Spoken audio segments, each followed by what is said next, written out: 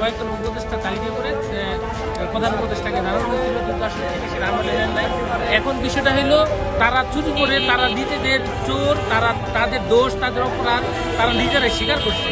এই অবস্থাতে বাংলাদেশ জামাত ইসলামী নির্বাচন পরবর্তীতে যে অভিযোগ করছে, অভিযোগ করার পরে তারা অভিযোগও করছে, তারা ছোট ছোট কর্মসূচিও দিছে, আবার নির্বাচনকে নীতিগতভাবে মেনে নিয়েছে এবং বিরোধী দলের অবস্থানে থেকে তারা সংসদে তারা কিন্তু শপথ নিয়েছে। এখন এই অবস্থাতে এখন হুট করে যে উপদেষ্টা তিনি যে কথাটা বললেন, এতে করে তো আরও বাংলাদেশ জামাত ইসলামী যে নেতাকর্মীগুলো আছে তারা তো ক্ষুব্ধ হবে, তারা তো রাগান্বিত হবে।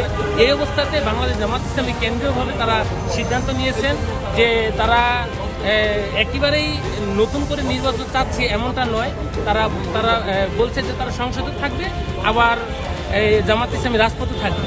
সেই অবস্থার ভিত্তিতে আজকে যেখানে সেক্রেটারি জেনারেল বললেন যে আমরা অন্যায়ের প্রতিবাদ করব, রেজওয়ানা সিদ্দিকী তিনি যে কথাটা বলছেন, ঘুরে পেঁচা বলছেন, সেখানে তিনি জামাতের নাম উল্লেখ করে নাই, কিন্তু মেন স্ট্রিম যে কথাটা বলছেন, মানে মূল ধারা যেটা সাধারণ যে প্রচলিত সেটাকে উল্লেখ করে তিনি যে কথাটা বলেছেন। এখন এখানে যদি বিচার বিভাগ স্বাধীন হয় এবং তদন্ত সাপেক্ষে যদি তিনি অপরাধ করে থাকেন, ইঞ্জিনিয়ারিংয়ের সাথে যদি তিনি জড়িত থাকেন কারচুপির সাথে ফলাফলের, তাহলে রাষ্ট্র তার বিরুদ্ধে বিচার করবে। আর যদি রাষ্ট্রের বিচার ভালো না থাকে, বিচার যদি ন্যায় ইনসাফ ভিত্তিক বিচার না থাকে, তাহলে তার বিচার হবে না।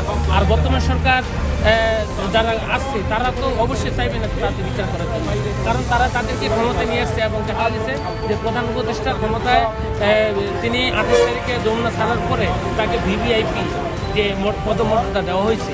ইতিপূর্বে দেখা গেছে যে যারা কেয়ারটেকার সরকারে ছিল, 8 সালে দেখছি যে আমরা ফখরুদ্দিনের যে প্যানেল ছিল তারা কিন্তু দেশ থেকে চলে গেছে।